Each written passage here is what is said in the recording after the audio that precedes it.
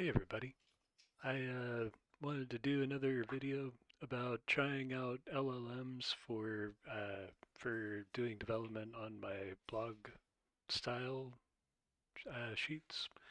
So we already went through 5.4 and DeepCoder, and now it's time for Gemma 3, which came out in March of, not 3025, March of 2025.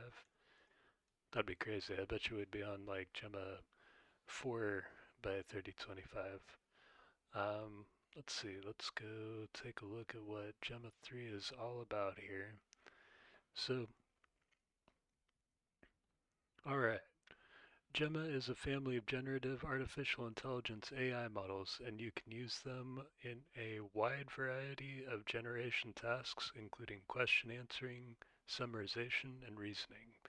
Gemma models are provided with open weights and permit responsible commercial use, allowing you to tune and deploy them in your own projects and applications.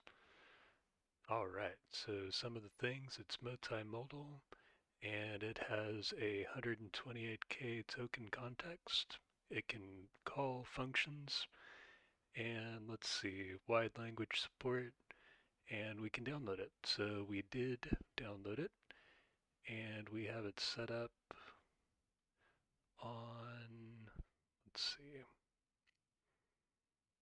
over here on our blog posts page. So let's close some things down. First thing we're going to do is try Roo with it, just to see how it goes.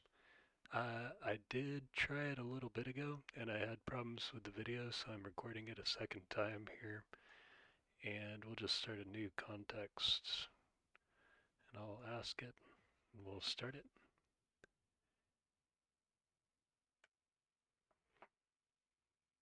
Then we'll go look at the Olama PS to see what it's doing. Okay, so I was using continue a bit previously as well, before the video decided to go out. So I was using continue, and I'm trying Roo again right now. So we'll see how Roo does with the question here. It seems to take a while to load up, but that's okay. If it returns something good, we'll be happy with it. Let's see if it's still 21 gigabytes. I think yesterday we were at 18 gigabytes with the 14B models, but they were also doing a lot more thinking and a lot more internal monologuing to themselves, I would say. So it's not weird that this would take that much time. Okay, let's see what it says. Okay, I see the existing blog posts and images. My goal is to understand what the user wants me to do with this project.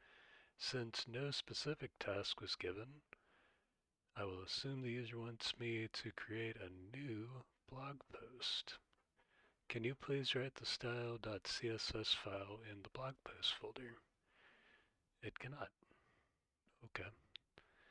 Tool code, so it is trying to use a tool, but it's possible that it's trying to use a version of the tool that is not Roo compatible, maybe. That might be why it's not doing anything at this point. But that's okay. We know it's not doing what we want, so I'm going to cancel it. Let's switch over to continue, and let me start a new conversation with it. And let's start with our continue prompt.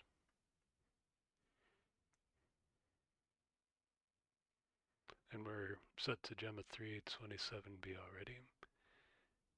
Let's see. I have a set HTML files, and I want to make this. Oh yeah, I was going to give it the code base. And I think it has access to Prettify prompts. I have a set of HTML files according to the notes in files Prettify prompts. Okay. Let's Let's see if it can give me something that meets those requirements. Let's see what those requirements were. I copied this over from the other one. So we want a central style.css sheet to apply all HTML files in the blog post folder one level deep. We want the option to change the text from white on black to black on white to help with readability. It would be nice if the page remained readable on a phone and on a computer, but a bit of visual distinction between sections would be nice. Alright, so it's writing some stuff. So I provided the style.css. Did I provide it? There's not a style.css yet. The meets requirements outlined. It includes what for context items. Where did it get style.css from? Maybe it found it in the other one. Not real sure. It says code base. Got the Prettify prompts. Got Script.js. Those files don't exist here.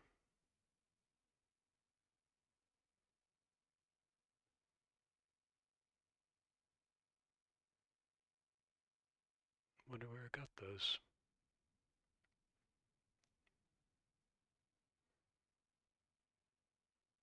Alright, we'll just wait until it writes it all out, I guess.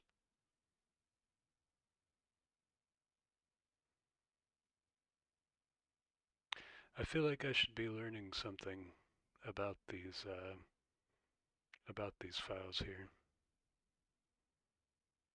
But I also like the idea that the AI knows how to use them, and I don't necessarily have to as much. I'm sure if I did know, I could ask it more about how to do this.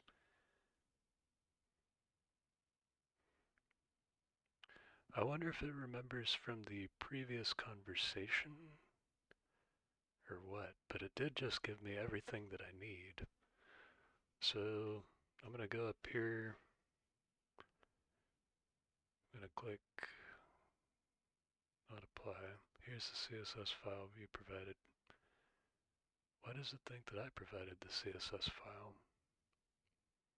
Maybe I shouldn't have put code base there. Let's apply it. Let's see what happens. Okay, it's applying. Last time it just said it was going to create it.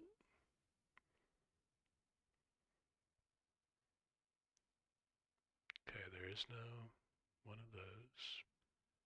That could be why it's confused right now. I might have discovered some sort of a, oh, what's it doing? It's overwriting Prettify prompt. That's not what I wanted it to do. Cancel. How do I cancel? Stop you.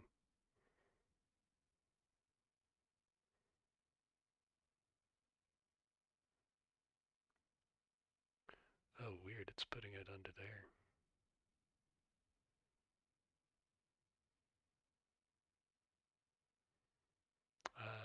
Cancel. I'll just copy it, put it into script. Or not script. This needs to go into style.css like that. Okay.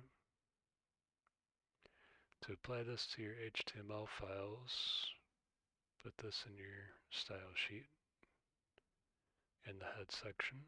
Okay.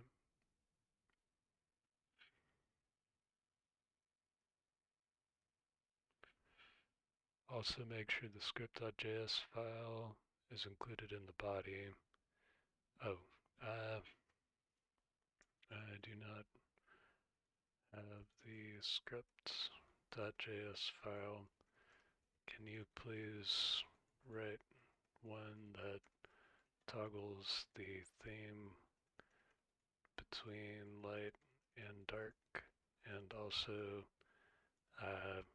persists the theme between pages or blog post pages? Let's see if it'll write it for me while I continue copying other stuff about the script over. So I want to put the script here. How is it generating this thing? Can I not copy it? I'm going to copy it anyway.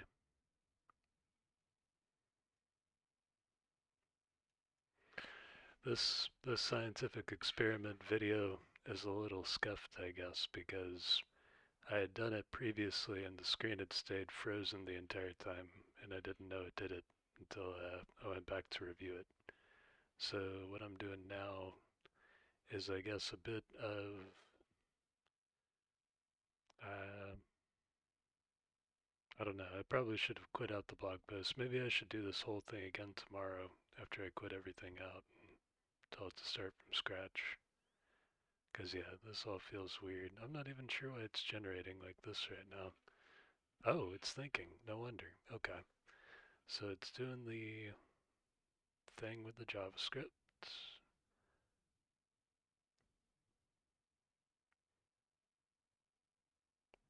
Alright, this ensures the script runs after HTML document has been fully loaded. This selects the HTML element with the class.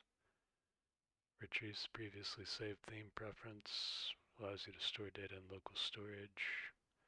If the theme was previously saved and it was late, class is added to the body. So it's the quick event listener. Okay. That's what I want.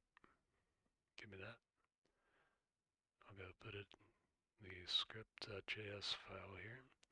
One thing I did notice is that this one, whenever I did it with DeepCoder the other day, it automatically put everything I wanted into a specific file or a specific folder set.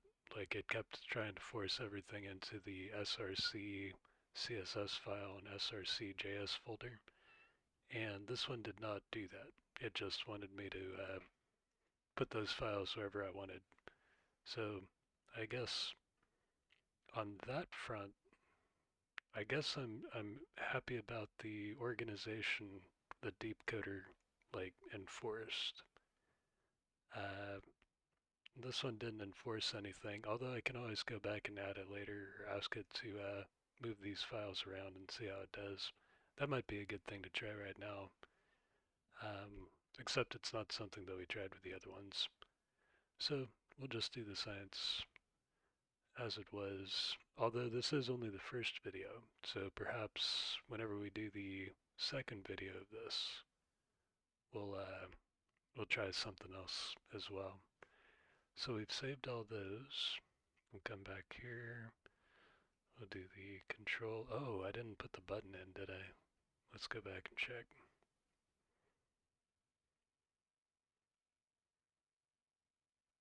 Oh, I did. Okay, we're good. Alright, we'll refresh, toggle theme. Go to the next page, it's dark. Toggle theme light, go back, it's dark again. Light, go that way, it's light, back, dark, click, back, light, back. Alright, I'll just reload cache again. Go there, there, there.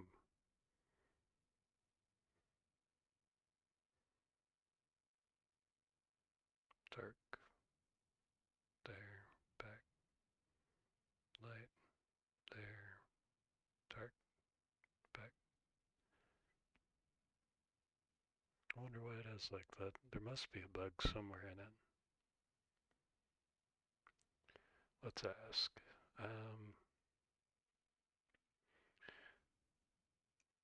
If I switch, if I go from the index page while it is light to another blog post page and change it to dark, when I go back to the index page, it is light again. Is there a way to fix that inconsistency. Alright, we'll give it time to think about it. We'll go back to here. We'll say dark. Go forward. We'll go back. We'll change it to light. We'll go forward. Change it to dark. Go back. It's light again. Yeah, it's definitely a real thing. Let's see if it can figure this out. Okay, it's thinking about it still. Let's see, what else can we talk about during this? More Mighty Astro work. Better letters. That's right. I need to try something with that. The issue is that the DOM content loaded event listener runs every time a page loads. This means it rechecks local storage and reapplies the save theme after you've already changed it on the blog post page. Essentially, it's resetting the theme what's in local storage on every page load. Here's how to fix it. We need to ensure the theme is only applied if a saved theme doesn't already exist on the body. We can do this by checking the light theme is already present. Here's the modified Script.js. Okay. Let's go pick up the Script.js again. Alright, computer's getting a little warmer than it was before, but not too much. I think we started at 91% or 90%, so we're burning through a bit of this while we do this.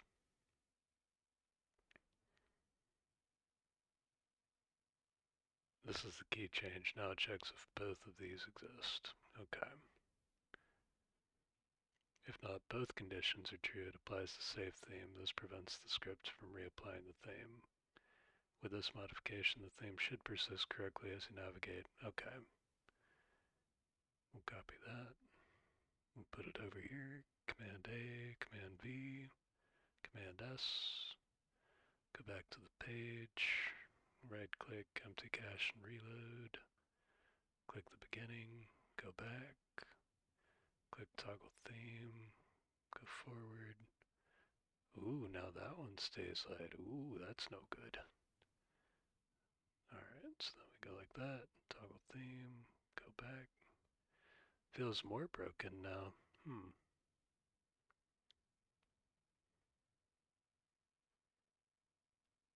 Yeah, I don't like that. That's worse. Undo. Command Z. Save. Go back. Right click. Empty cache. Okay, so now we're on dark. Go back. Dark. Toggle theme. Light. Go forward. Light. Go back. Light. Dark. There. Back. Light. Forward. Dark. Back.